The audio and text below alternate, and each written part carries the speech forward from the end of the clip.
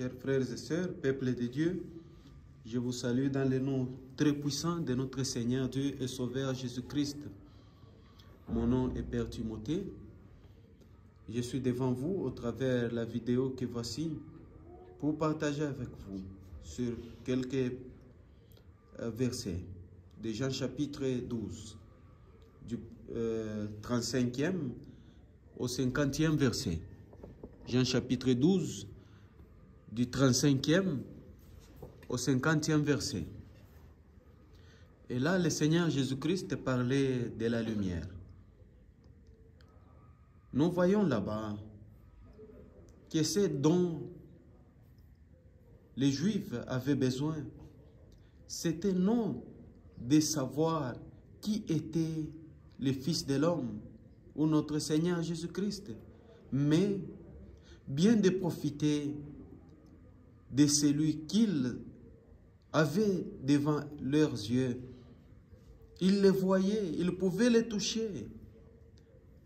Et ils devraient profiter pleinement de la lumière.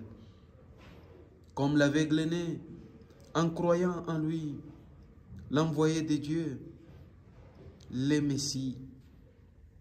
La vraie lumière qui venant dans le monde éclaire tout homme.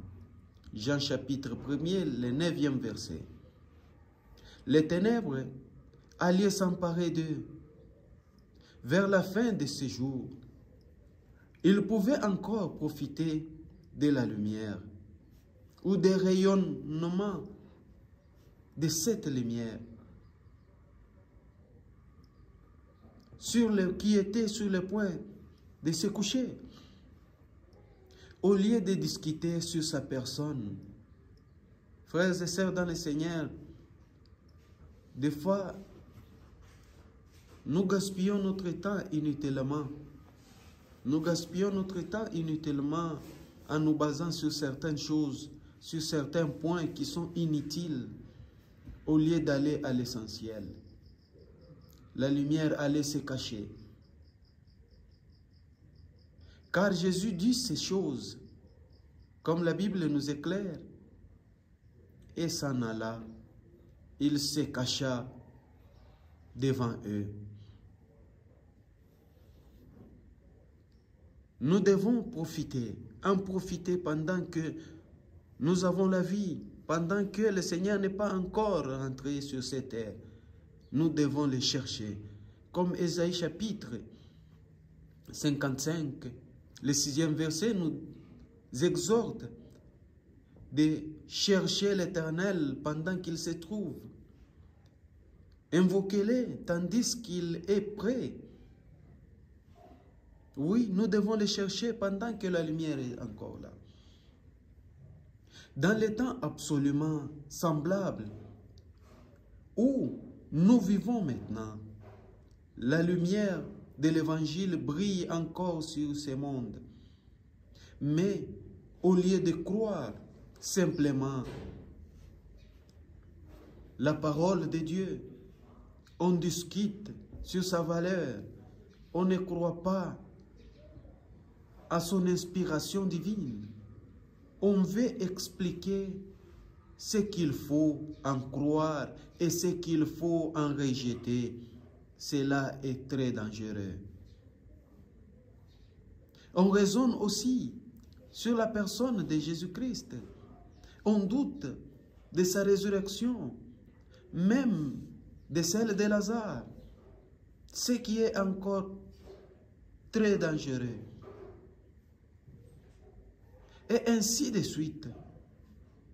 Pendant ce temps, les jours s'écroulent et l'on s'approche rapidement du terme de la patience de Dieu. Du jour où la voix de la grâce se taira pour laisser dans les ténèbres qui auront choisi ceux qui n'en ont pas profité de ces ténèbres qu'on appelle progrès et lumière. On veut se servir pour éclairer ce que Dieu par sa parole, quoique nous soyons à la fin du jour, où brille la lumière de l'évangile de la grâce de Dieu. Il est encore temps de croire, comme Jésus-Christ le dit aux Juifs, pendant que vous avez la lumière, croyez en la lumière, afin que vous soyez fils de lumière. On n'est pas sauvé par notre intelligence, ni par le raisonnement purement humain, mais par la foi, semblable à celle d'un petit enfant. La foi sauve. La foi que nous avons en notre Seigneur, Dieu et Sauveur, Jésus-Christ, mort pour nos péchés et ressuscité pour notre justification.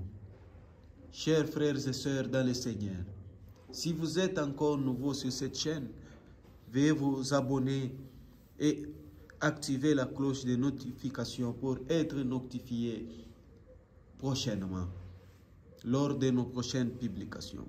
Aimez la vidéo, partagez-la et laissons-nous en commentaire vos avis et considérations.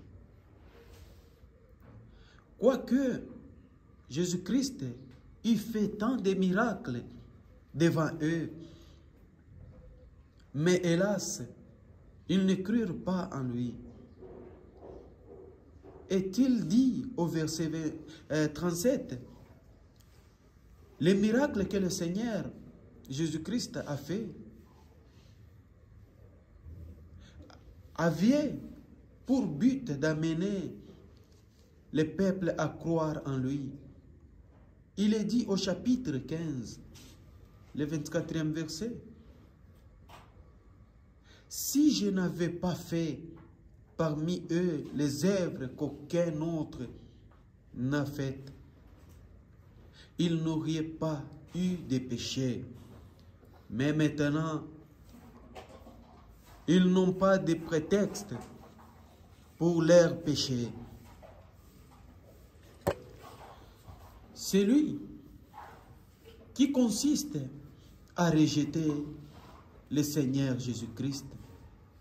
Au chapitre 2, le 11e verset, il est dit, Jésus fit ce commencement de ces miracles à Cana de Galilée.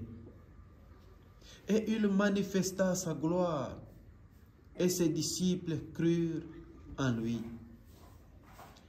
Puis, il continua de faire tous les miracles qui prouvaient au peuple qu'il était bien l'envoyé de Dieu, le Messie qu'ils attendaient pour leur délivrer. Quelques-uns crurent en lui tout le long de son ministère, mais la nation demeura dans l'incrédulité, où elle se trouve encore jugement de Dieu prononcé par Ésaïe. Seigneur, qui est ce qui a cru à ce qu'il a entendu de nous? Et à qui le bras du Seigneur a-t-il été révélé? Le 53e chapitre d'Ésaïe. Lisez les premiers versets. Il ne pouvait pas croire parce qu'Ésaïe a dit encore. Il a aveuglé leurs yeux et il a endurci leur cœur, afin qu'ils ne voient pas de leurs yeux et qu'ils n'entendent pas de leurs oreilles ou des oreilles de leur cœur, et qu'ils ne soient convertis et que je ne les guérisse. Ésaïe chapitre 6, le 9e et le 10e verset nous dit cela.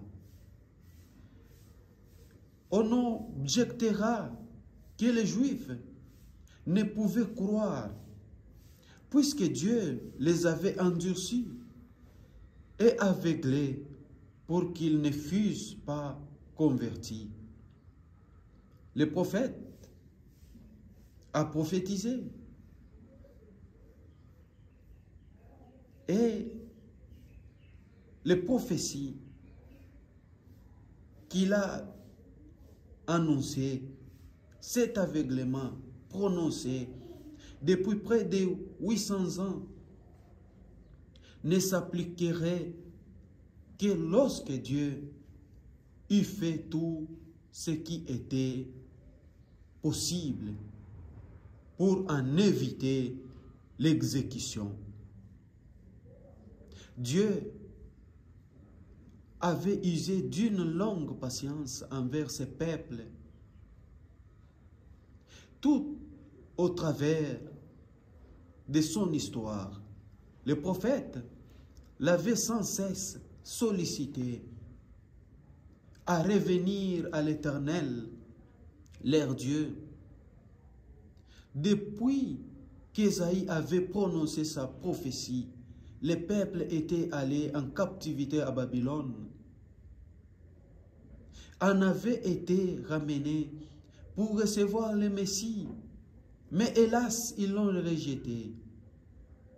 Le Messie qui, enfin, apparut, tel qu'ils avaient été annoncés, et comme nous venons de le voir dans cet évangile, fit tout le nécessaire pour être reçu et accomplit les bénédictions promises par Dieu. Tout fut inutile, quoiqu'il eût fait tant de miracles devant eux. Ils ne crurent pas en lui. Voilà les résultats que Dieu a obtenus. Le Seigneur eût-il continué son ministère encore un siècle, les résultats auraient été les mêmes. Ce qui devait être fait l'avait été selon la mesure de Dieu, qui est parfaite comme tout ce que Dieu est. Et fait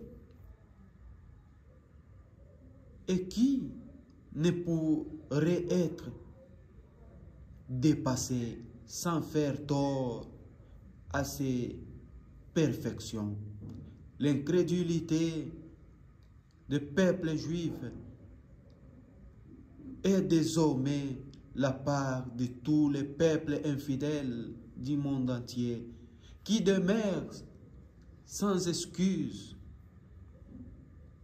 Un autre viendra en son propre nom, dit le Seigneur Jésus-Christ au chapitre 5, le 43e verset.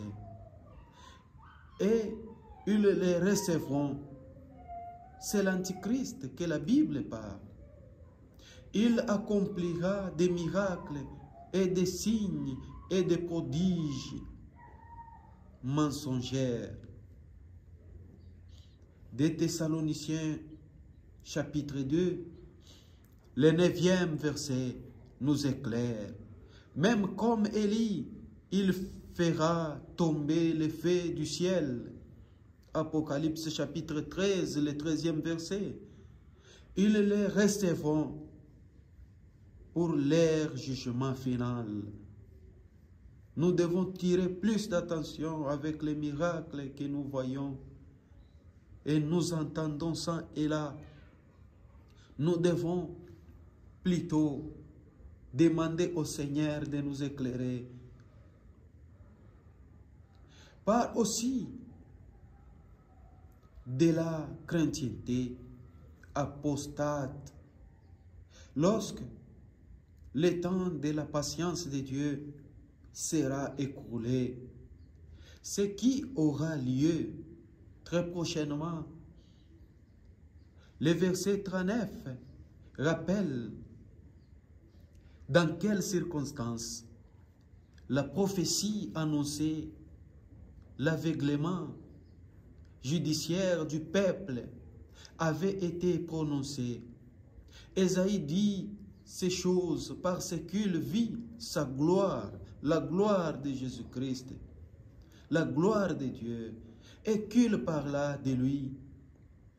Au chapitre 6 de cette prophétie, le verset 1er jusqu'au verset 5, nous lisons: l'année de la mort du roi Osias, je vis le Seigneur assis sur un trône haut et élevé, et les pans de sa robe remplissaient le temple. Des séraphins s'éteignaient au-dessus de lui. Ils avaient chacun 6 ailes. De 2, ils se couvraient la face, et de 2, ils se couvraient les pieds, et de 2, ils voliaient. Et l'un criait à l'autre et disait: Saint, Saint, Saint est le Seigneur des armées. Toute la terre est pleine de sa gloire. Et les profondeurs des seuils étaient ébranlées à la voix de celui qui criait, et la maison était remplie de fumée. Et j'ai dit: malheur à moi, car je suis perdu. Car moi je suis un homme aux lèvres impures, et je demeure au milieu d'un peuple aux lèvres impures. Car mes yeux ont vu le roi, l'Éternel des armées. Tel était donc celui que le prophète voyait dans sa majesté, sa sainteté, celui dont il est dit que les cieux même ne sont pas purs à ses yeux. L'Esprit de Dieu déclare par Jean que c'était le Seigneur Jésus. Ésaïe dit ces choses parce qu'il vit sa gloire et qu'il parla de lui. C'est Jésus-Christ rejeté, méprisé, qui, quelques jours plus tard, sera condamné, fouetté, couronné d'épines, crucifié. C'est Jésus auquel aujourd'hui on refuse la divinité et que l'on croit estimer beaucoup en l'appelant le meilleur des hommes, un modèle, ou bien que l'on rejette ouvertement. Et le roi de gloire, l'Éternel tel que l'Ancien Testament le présente, le Créateur des cieux et de la terre, mais venu dans ce monde, revêtu de l'humanité au milieu d'hommes pécheurs et perdus. Comme Ésaïe se voyait dans sa présence glorieuse pour apporter la vie, la lumière, l'amour, un homme, mais Dieu, manifesté en chair, venu dans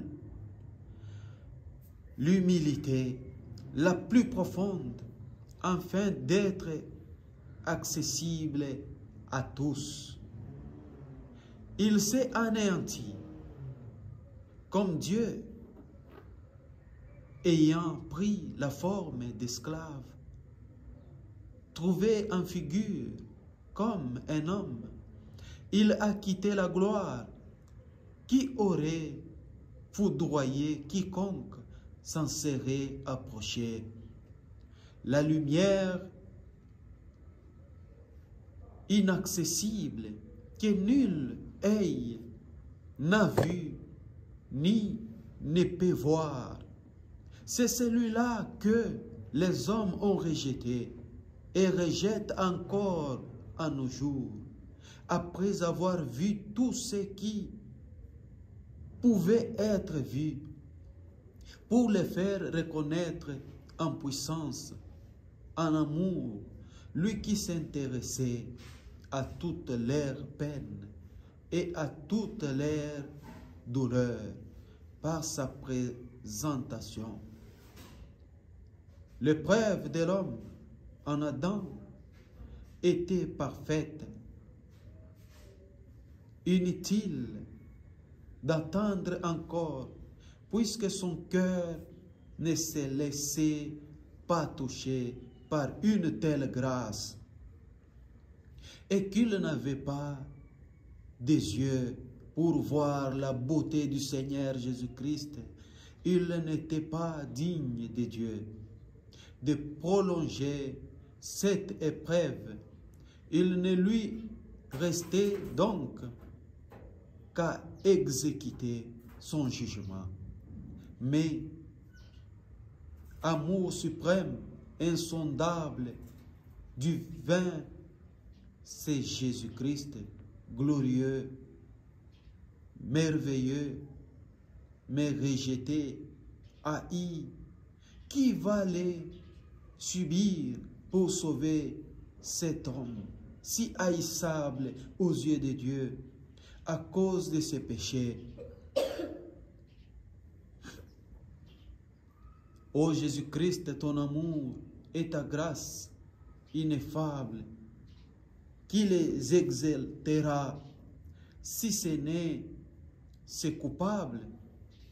Cependant, à ces derniers moments, plusieurs des chefs crurent en lui, mais à cause des pharisiens, ils ne les confessaient pas de peur d'être exclus de la synagogue, car ils ont aimé la gloire des hommes plutôt que la gloire de Dieu. Qu'était la foi de ces hommes insuffisante pour marcher à la suite du Christ rejeté? Suffisait-elle pour être sauvés? Dieu le sait. Il faut ou Christ ou le monde. On ne peut avoir deux. Moïse avait estimé l'opprobre du Christ un plus grand trésor que les richesses de l'Égypte, car il regardait à la rémunération. Hébreux chapitre 11, le 26e verset. Celle-ci aura lié au jour où la marche de chacun sera manifestée, où ceux qui cherchent la gloire de Dieu, pendant qu'elle n'a aucun prix pour les hommes, recevront leur récompense. Mais quel jour pour ceux qui auront honte du Seigneur Jésus-Christ, préférant la gloire des hommes, comme ces pharisiens qui l'ont rejeté lorsqu'il vint dans ce monde, et pour lesquels aujourd'hui encore il n'a pas d'attrait pour ceux qui restent encore indécis de suivre le Seigneur Jésus-Christ. C'est le moment aujourd'hui de vaincre les obstacles qu'ils trouvent sur leur route, car bientôt il sera trop tard. Dernier appel du Seigneur Jésus-Christ au verset 44 jusqu'au verset 50, avant de terminer son ministère public. Jésus-Christ fait encore un appel qui résume tout l'évangile. Tout l'évangile tel que Jean le présente. Et Jésus s'écria et dit, « Celui qui croit en moi ne croit pas en moi, mais en celui qui m'a envoyé. Et celui qui me voit, voit celui qui m'a envoyé. » Dans trois circonstances importantes, nous entendons crier Jésus-Christ dans cet évangile. 1. Au chapitre 7, le 37e verset. « Si quelqu'un a soif, qu'il vienne à moi et qu'il boive. C'est à lui seul qu'il faut aller, car il n'y a aucune ressource ailleurs. » 2. Au tombeau de Lazare, chapitre 11, le 43e verset, Jésus crie à sa voix puissante, « Pénétrez dans les domaines de la mort. » 3. Ici, il affirme pour la dernière fois ce qu'il est venu faire dans le monde et quelles en seront les conséquences pour ceux qui les rejettent. Il affirme encore son identité avec Dieu,